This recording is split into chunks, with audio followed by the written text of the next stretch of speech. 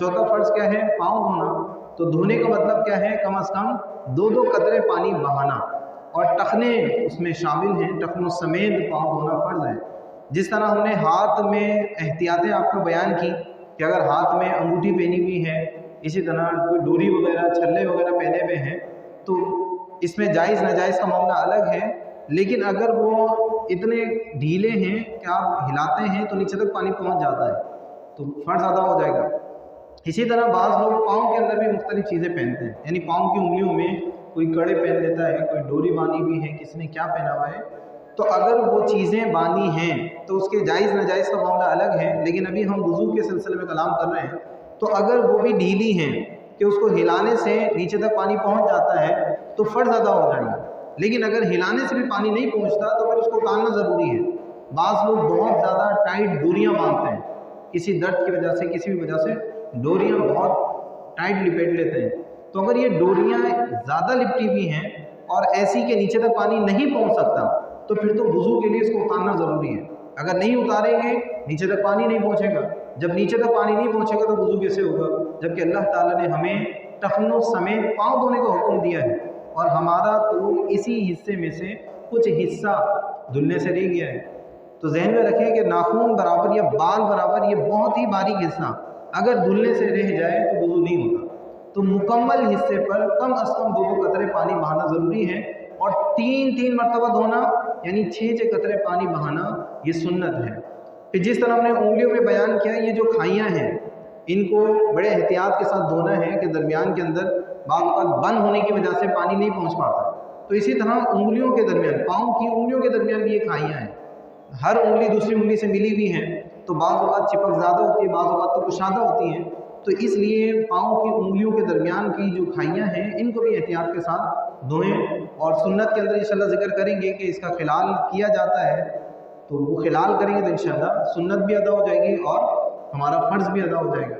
तो उंगलियों के दरमियान के इस खिलाल को, इसी तरह पाँव की जो उंगलियाँ हैं उनकी करवटें, क्योंकि जब उंगली मिली हुई है तो बीच तक पानी पहुंचना थोड़ा दुश्वार हो सकता है। तो इसलिए उंगलियों को खोलकर अच्छे अंदाज में फिर पानी बहाएं ताकि खाइयों को भी पानी पहुंच जाए और इसकी जो साइडें हैं उनको भी पानी पहुंचे। अब चूँकि पाँव से इंसान कसरत से चलते हैं तो बाज़ चीज़ें या बाज़ अंदर साइड में कुछ चीज़ें फंस जाती हैं या कोई चीज़ जम जाती है। तो अगर नीचे तलवे पर कोई चीज़ ऐसी लगी है कि जिसकी वजह से पानी नहीं पहुंच सकता है, जो पानी बहाने के सिलसिले में रुकावट है, उस चीज़ को भी दूर करना लाजिम है। इसी तरह नाखूनों के मेल वगैरह के मसाइल आपके सामने बयान किए थे।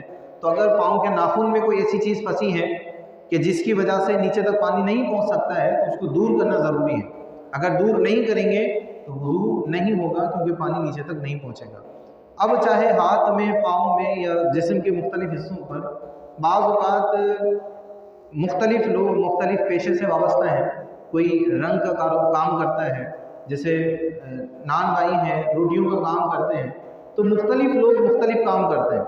तो अगर उनके काम की वजह से उनके जिस्म पर कोई ऐसी चीज़ लग जाती है जिसकी वजह से नीचे तक पानी नहीं पहुंच पाता है, तो अब ऐसी सूरत में उनको हटाना तो होगा। जैसे रंग का काम करने वाले हैं, वुज़ू कर रहे हैं, अब वुज़ू करने में जितना रंग उनके हाथ पर लगा हुआ है उसको हटाना होगा।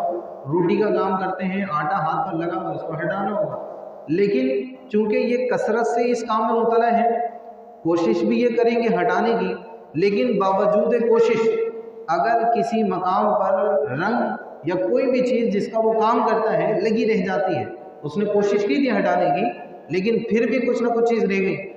जैसे नमाज के बाद पता लगा कि नाखूनों के अंदर कोई कलर का हिस्सा बाकी है, या नमाज के दौरान ही पता लगा, तो अगर कोई लोग या कोई भी शख्स किसी ऐसे काम में मुब्तला है कि जिनका कुछ असर उसके हाथ या उसके पाँव या उसके चेहरे पर आता है और वो उसको हटाने की भी कोशिश करता है, लेकिन तवज्जो के बावजूद, हटाने की कोशिश के बावजूद कुछ ना कुछ चीज़ किसी जगह पर लगी रह जाती है, तो उसके लगे होने के बावजूद वुज़ू को शरीयत ने तसव्वुर किया है, क्योंकि उसके हटाने में हरज शदीद है। तो इसलिए उसकी आसानी के लिए सिर्फ उसी के लिए हुक्म है। लेकिन अगर कोई उस तरह के पेशे से वाबस्ता नहीं है या उसकी देखभाल में उसको हटाने में कोई ज़रूरत नहीं है, वैसे ही बेतवज्जुही के साथ वुज़ू किया और कोई चीज़ लगी रह गई, जैसे मिसाल के तौर पर अंधेरा है, अगर रोशनी में वुज़ू करता तो हर चीज़ हट जाती, लेकिन अंधेरे में उसने वज़ू किया, वैसे ही हाथ पाँव धो लिए, उसने वज़ू कर कर नमाज के लिए आया। अब जब नमाज पढ़ रहा था फिर रोशनी में उसको नज़र आया कि यहाँ पर कोई चीज़ लगी रह गई। तो अब यहाँ चूँकि हर्ज नहीं है, लिहाजा ये वज़ू नहीं तसव्वुर किया जाएगा, इस पर लाजिम होगा कि ये उसी हिस्से को धोए। अब यहाँ ये भी ध्यान में रखें कि अगर कभी धुलने से कोई चीज़ रह जाती है, मुकम्मल उसने आज़ाए वज़ू धो लिए हैं, लेकिन कुछ ख़ास हिस्सा धुलने से रह जाता है या कोई चीज़ लगी रह जाती है, तो पूरा वज़ू करना ज़रूरी नहीं है, क्योंकि पूरा वज़ू तो हम कर चुके हैं। वो हिस्सा जहाँ पानी नहीं पहुँचा, सिर्फ उस हिस्से तक पानी पहुँचा लेना ये काफ़ी होता है और वज़ू माना जाएगा, वज़ू हो जाता है। इसी तरह उंगलियों का आपके सामने जिक्र किया था, हाथ की के बालों में 6 उंगलियाँ हो जाती हैं, तो फिर 6 की 6 उंगलियाँ धोनी होंगी। इसी तरह पाँव के अंदर भी मसला है, पाँव के अंदर भी बाज़ औक़ात 5 से ज़्यादा अंगूठे समेत 5 से ज़्यादा उंगलियाँ हो जाती हैं। किसी की 1 ज़्यादा होती है, किसी की 2 ज़्यादा होती हैं, किसी के 2 पंजे निकले हुए होते हैं।